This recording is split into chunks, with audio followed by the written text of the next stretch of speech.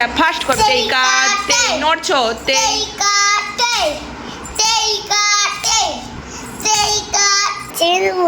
মাছের ভিতর থোকা থোক লুকিয়ে আছে গোবর পোক নয়না দেখিয়ে বাপরে বাপ তীরগুলোতে মাল লাফাতে গিলে ঠ্যাংলো লাই ট্যাং ট্যাং ট্যাং ট্যাং আতুল বাতুল শ্যামলা কেলো হাতে শ্যামলা ফুলকে দেবো। অপুকে আমি লিখতে দিয়েছি তার সঙ্গে।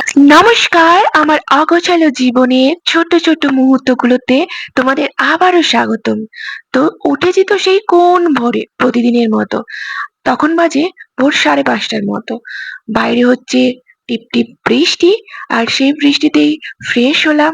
ফ্রেশ হয়ে নিজের জন্য গরম জল করে উপরে চলে এলাম। দেন এইদিকে তো বাচ্চাগুলো পড়তে চলে এসছে। না, বৃষ্টি তবে এখন হচ্ছে না। বৃষ্টি তবে একটু এখন শান্ত হয়েছে। বৃষ্টি ভাবছে বাচ্চাগুলোকে কেন ভেজাবো, বাচ্চাগুলো যে পড়তে ঠিক ওদের পড়তে আসার সময়ই বৃষ্টিটা থামলো, আর ওরা পড়তেও চলে এলো এখানে। এইদিকে বিল্লুকে দেখো আমার দিকে হাঁ করে তাকিয়ে আছে আর আমাকে শুধু ডাকছে। ওদেরকে ছুটি দিয়ে আমিও রেডি হলাম, সোনুও রেডি হয়ে গেছে।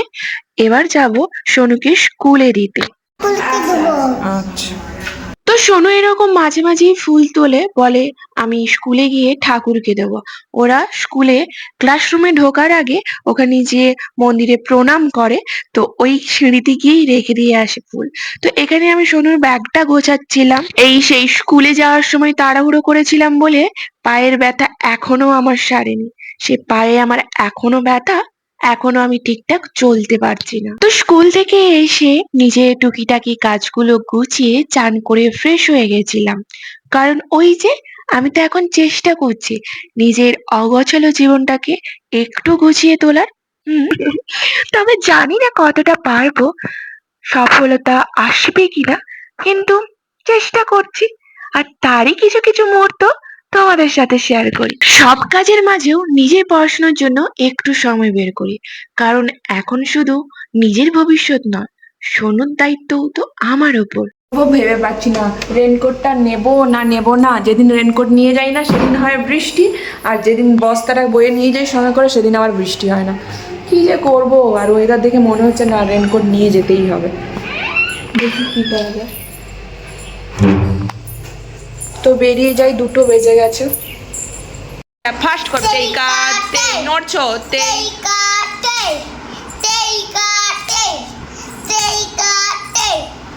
5 ইঞ্চ হয়ে গেল। এক পায়ে দুবার ফাস্ট করবে। 1 2 বসো বসো, ভি করো। পা এগিয়ে আসছে কেন? তুমি আমার দিকে, একটা পা ওইখানে পিছিয়ে যাচ্ছে, সামনের দিকে আসো। হ্যাঁ নাও, চালু করো। এক পায়ে দুবার। 2 না, এটা 1 তোলো, 1 2 এটা মারো। 3 ওটা মারবে, হয়নি, ভুল হচ্ছে, আবার করো। 1 2 এটা মারো, এবার এটা মারবে। 3 মারো জোরে, মারো, তাল পড়েনি। আবার প্রথম দিকে ভালো করে ভি করো, পা ভি করো, বসো বসো বসো। 1 হ্যাঁ 2 আবার ওটা মারে। হ্যাঁ 3 এবার এটা মারো। হ্যাঁ এবার পিছনে, পা পিছনে। 2 3 4 5 এবার আবার রিটার্ন কর। 5 4 3 2 1 আসো। 1 2 মারো পিছনটা। 3 4 হ্যাঁ 5 পিছনে মারো। 6 হ্যাঁ গুড।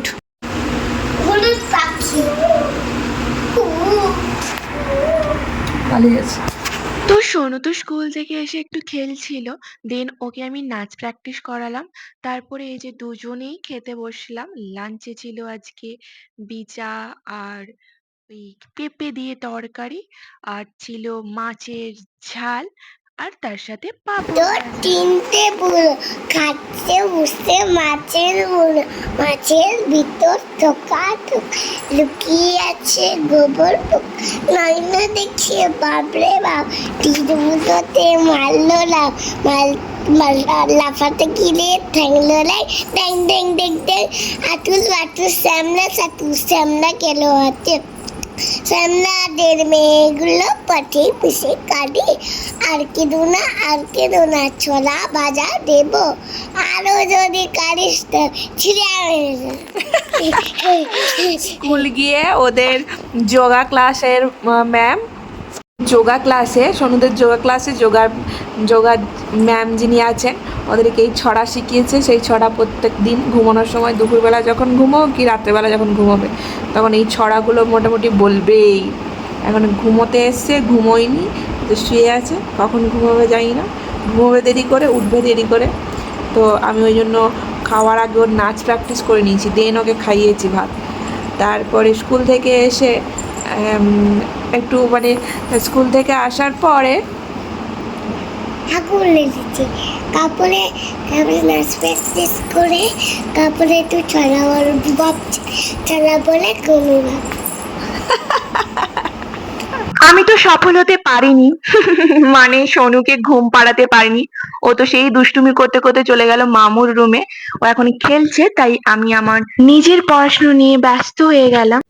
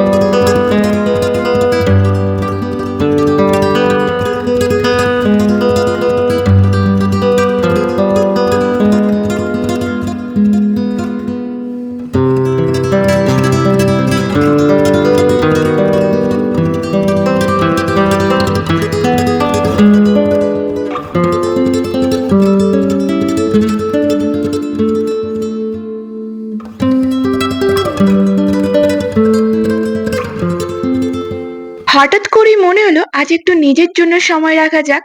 তো আজ তো দুপুরবেলা পড়তে আসেনি, তাই অনেকটা সময় পেয়েছি আমি।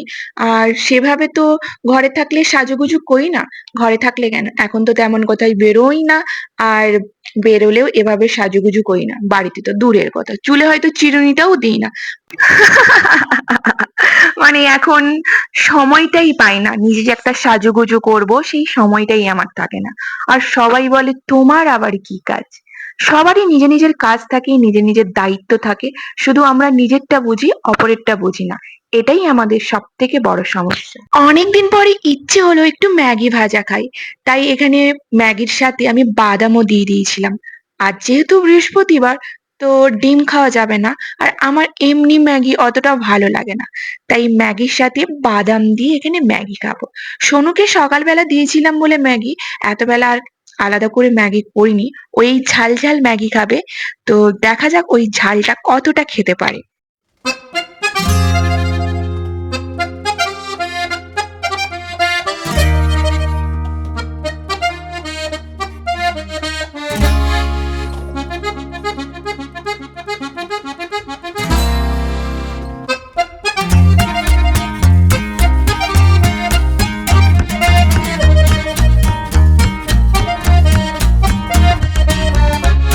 সোনুর আবার একটা অভ্যাস আছে।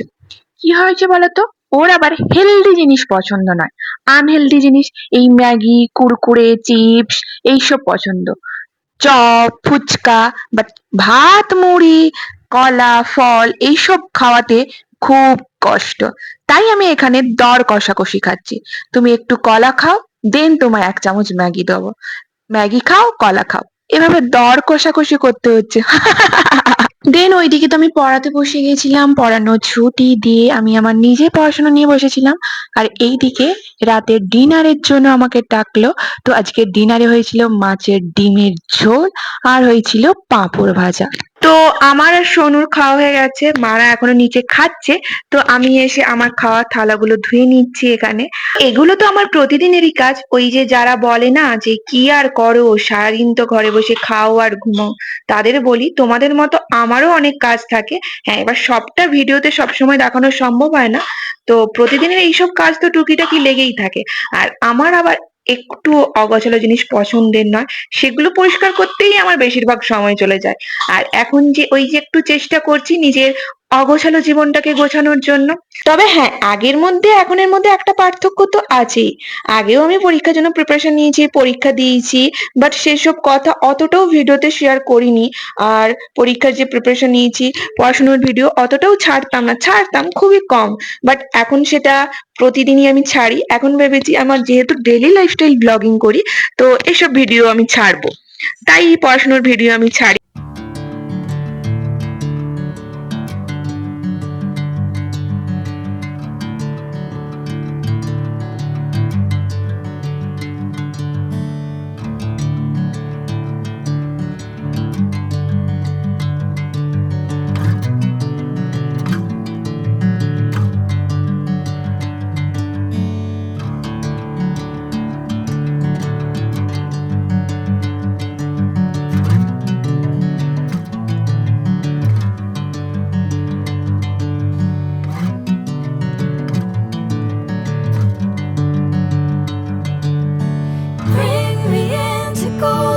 এইটুকু সময়ের মধ্যে সোনু আমার রুমের যে কি অবস্থা করেছে সেটা তোমরা বিছানা দেখে আশা করি একটু বুঝতে পারছো।